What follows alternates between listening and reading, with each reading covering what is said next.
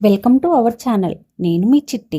అసలు ఎంత సమయం గడిచిపోయిందో నాకు తెలియదు. ఇప్పుడు పగలో లేక రాత్రో కూడా అర్థం కావడం లేదు. నాకు విపరీతమైన దాహం వేస్తుంది. కానీ గొంతు చించుకొని ఎవరిని పిలిచినా ప్రయోజనం లేదు. మూడో అంతస్తులోకి ఎవరికి వచ్చే అనుమతి లేదు.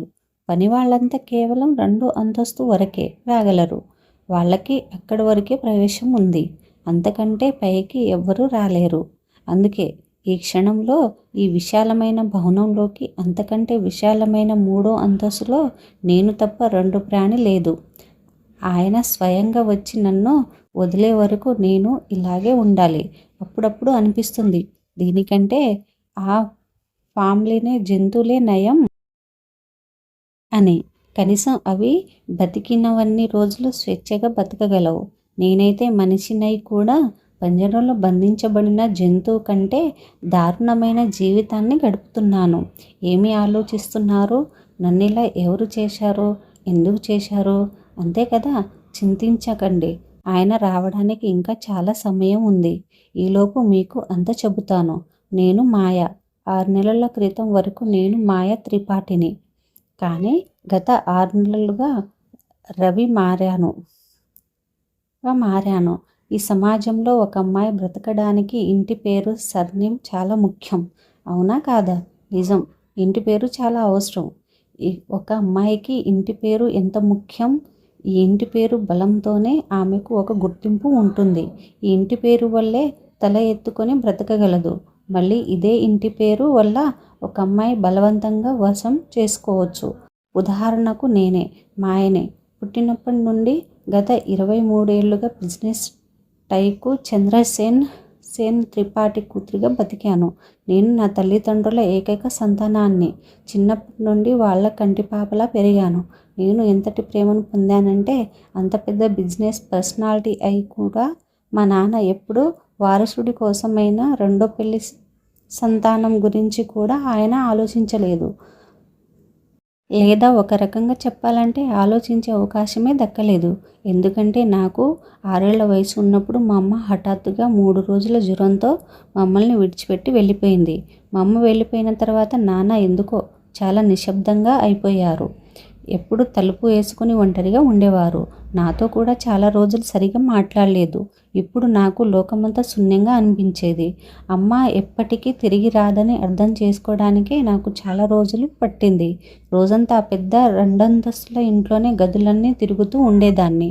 అప్పుడప్పుడు అనిపించేది, అమ్మ ఇప్పుడే చాటు నుంచి వచ్చి నన్ను ఒడిలోకి తీసుకుంటుంది, గారాబం చేస్తుంది.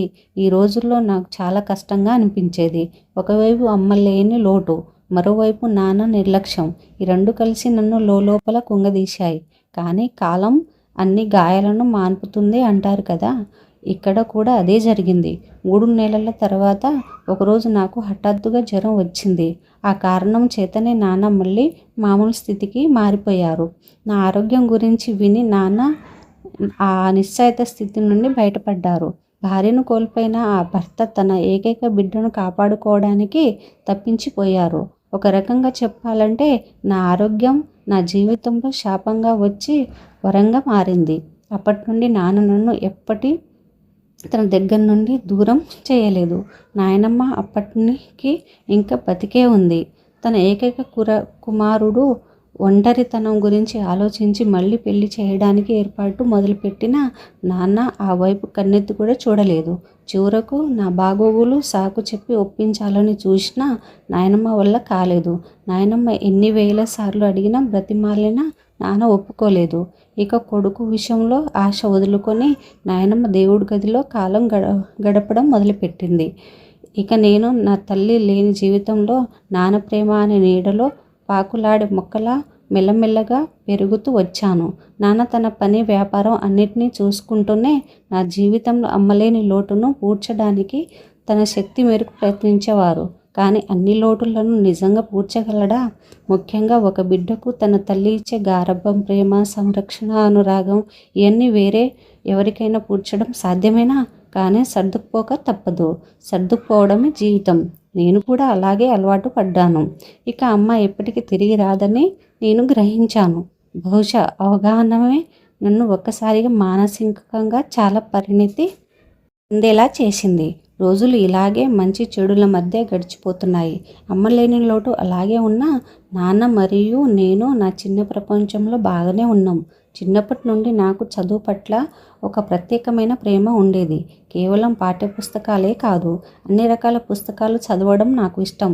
నిజంగా ఈ పుస్తకాలే నా ఒంటరితనంతో తోడుగా నిలిచాయి. స్కూల్, కాలేజీలలో అద్భుతమైన ఫలితాలు సాధించకపోయినా ఎప్పుడు ఒక మోస్తారు మంచి మార్కులే తెచ్చుకునేదాన్ని. చదువుతో పాటు పాటలు, డ్యాన్స్ కూడా నేర్చుకున్నాను. ఎవరు లేను మధ్యాహ్నం సమయంలో చుట్టుపక్కలంతా నిశ్శబ్దంగా ఉన్నప్పుడు పాటలు పాడడం నాకు చాలా ఇష్టం ఉండేది. పాడడం అనిపించేది లేదా ఏదైనా వానలతో తడిసిన సాయంత్రం వేళ కిటికీ పక్కన నిలబడి వర్షపు జల్లులను శరీరంపై అనుభవిస్తూ అంటే నా అంతటా నేనే గొంతు విప్పి 1-2 పాటలు పాడేదాన్ని. డ్యాన్స్ కూడా ఇష్టమే, కానీ డ్యాన్స్ కంటే పాటలు స్వరంలో నన్ను నేను మర్చిపోవడం ఇంకా చాలా బాగా నచ్చేది. అలాగే చదువు, పాటలు, డ్యాన్స్ నేర్చుకుంటూ ఎప్పుడు పెద్దనైపోయానో నాకే తెలియదు. గ్రాడ్యుయేషన్ కూడా పూర్తయింది. ఒక్క మాటలో చెప్పాలంటే నాన్నగారి ఇంట్లో నా జీవితం ఒక క్రమబద్ధమైన లయతో హాయిగా గడిచిపోతుంది. ఆ తర్వాత ఒకరోజు నా జీవితంలో ఒక పెను తుఫాను రేగింది. నా కళ్ళ ముందే నా సుఖమైన ఆశ్రమం ఎండుగడ్డిలా ఎగిరిపోవడం చూశాను. కుబేరుడు లాంటి నా తండ్రి అంచెలంచెలుగా సర్వస్వం కోల్పోవడం చూశాను. చివరికి నేను కూడా ఒక భోగ వస్తువుల వ్యాపార ఒప్పందంలో భాగమైపోయాను. 6 నెలల్లో నేను కొత్తగా పుట్టాను, కొత్తగా జీవిస్తున్నాను, నన్ను నేను కొత్తగా ఆవిష్కరించుకున్నాను. నా భర్త ప్రఖ్యాతి గాయించిన బిజినెస్ మ్యాన్ మరియు పారిశ్రామికవేత్త రవి. ఆయన ఎక్కడ అడుగు పెడితే అక్కడ డబ్బుల వర్షం కురుస్తుందని ప్రజలు అంటుంటారు. నిజంగానే కురుస్తుందేమో, నాకేం తెలుసు. నాకు ఎప్పుడు డబ్బు ఎత్తుక్కుంటూ వెళ్ళాల్సిన అవసరం రాలేదు, ఇప్పటి లేదు. నాకు 2 పూటల తిండి, కట్టుకోవడానికి బట్టలు ఉంటే చాలు. కానీ 2 ఫ్యాక్టరీలు, 400 ఎకరాల విస్తీర్ణంలో 3 టీ తోటలు మరియు రేసు గుర్రాల ఫామ్లు ఉన్న ఆ వ్యక్తికి భార్యనై కూడా నాకు ఒక పూట తిండి కూడా దొరకదు. కట్టుకోవడానికి 2 చీరలతో ఒకటి తడిస్తే దానితో నన్ను నేను కప్పుకోవాలో అర్థం కాదు. హాస్యాస్పదంగా ఉన్నా కూడా అవును కదా, నాకు తెలుసు అది హాస్యాస్పదమని, కానీ ఇదే నిజం. నా జీవితంలో భయంకరమైన నిజం ఎందుకు అని ఆలోచిస్తున్నారా? నా జీవితం ఎందుకు ఇంత దయనీయకంగా ఉంది అని అయితే వినండి. ఇది నా కోసం కేటాయించిన శిక్ష. నేను ఎన్నడూ చేయని పాపానికి నేను శిక్ష అనుభవిస్తున్నాను. మీకు ఒక విషయం తెలుసు కదా, నేటికి ఈ ప్రపంచంలో అత్యంత ప్రజాదరణ పొందిన, అత్యంత లాభదాయకరం మరియు అత్యంత నిషిద్ధమైన వ్యాపారం ఏదైనా ఉందంటే అది మనుషుల అక్రమ రవాణా లేదా మనుషులను కొనే అమ్మే వ్యాపారం. అక్కడ మనుషులు భారీ ధరలకు అమ్ముడు అవుతుపోతున్నారు. ఇక ఆ అమ్మేది ఒక స్త్రీ అయితే ఆ విషయం గురించి ప్రత్యేకంగా చెప్పక్కర్లేదు. నేను కూడా అలాంటి ఒక బానిసనే. అవును, మీరు విన్నది నిజమే. నేను ఒక దాసిని. పూర్వకాలంలో దేవాలయాల్లో దేవదాసి లేదా దేవదాసి వ్యవస్థ ఉండేది. నేను కూడా దాదాపు అలాంటి దాన్నే. 6 నెలల క్రితమే పెళ్ళైనా ఈ పెళ్ళిని నేను మనస్ఫూర్తిగా అంగీకరించలేకపోయాను. అటు రవి కూడా దీనికి సామాజిక గుర్తింపు ఇవ్వలేదు. అంత పెద్ద వ్యాపారవేత్త, పారిశ్రామికవేత్త అయినా అతన్ని పెళ్ళి అసలు ఎటువంటి పరిస్థితిలో జరిగిందో 1-2 మీడియా సంస్థలకు తెలిసినప్పటికీ రవి కండబలం మరియు ఆర్థిక బలం వల్ల ఇప్పటికీ ఆ విషయం బయటికి రాలేదు. భయపెట్టో లేదా డబ్బు ఆశ చూపించో ఈ వార్త ప్రజల్లోకి రాకుండా రవి అడ్డుకున్నాడు. దీని ఫలితంగా నేటికి అతని పరిచయస్తుల్లో ఒకరిద్దరు తప్ప ఎవరికి అతను వివాహితుడని తెలియదు. నేనే మాయని అతని భార్యను. అందుకే ఈ ఇంట్లోకి పని మనుషుల దృష్టిలో నేను వాళ్ళ యజమాని, ఒక్క ఉంపుడి గత్తెను. డబ్బు కోసం అతనిని సేవ చేయడమే నా పని. కిచెన్లో వంట చేసేటప్పుడు లేదా అప్పుడప్పుడు పని మధ్యలో వాళ్ళు మాట్లాడుకునే మాటలు వింటే నాకు అర్థమవుతుంది. నా ఈ అవమానకర గుర్తింపు వాళ్ళకి ఒక మసాలా కథలా మారిందని. వాళ్ళు నన్ను చాలా హీనంగా చూస్తారు. వాళ్ళ ఆలోచనలు నా పట్ల చాలా అసహ్యంగా ఉంటాయి. నాపై వాళ్ళు ఎటువంటి భావనను కలిగి ఉన్నారో నాకు తెలుసు. అయితే తప్పు వాళ్ళది కాదు, తప్పు నా తలరాతది. నన్ను నేను ఇటువంటి దారుణమైన స్థితిలోకి తెచ్చుకున్నాను.